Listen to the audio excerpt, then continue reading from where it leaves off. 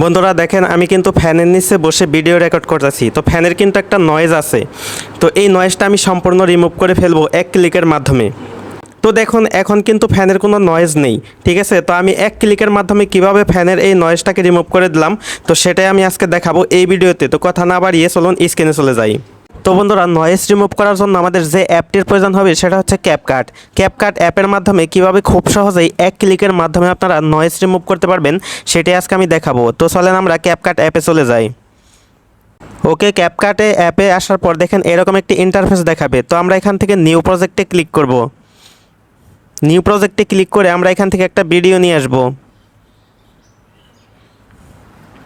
ওকে, এখান থেকে অ্যাড করে দিলাম ভিডিওটা। তো তারপর আমরা যে কাজটি করব সেটা হচ্ছে আমরা এখানে ভিডিওর উপর একটা ক্লিক করব।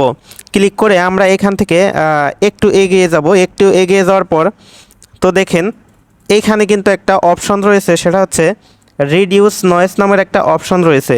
তো আমরা এখান থেকে রিডিউস নয়েজে ক্লিক করব। ক্লিক করার পর উপরে দেখেন এটা টিক মার্ক করে দিয়ে তারপর আমরা এখান থেকে টিক চিহ্নটা দিয়ে দেব।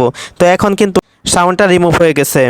তো এইভাবেই কিন্তু আপনারা খুব সহজে মাত্র এক ক্লিকের মাধ্যমেই ভিডিও থেকে এক্সট্রা নয়েজ রয়েছে সেই নয়েজ কিন্তু আপনারা রিমুভ করে ফেলতে পারবেন।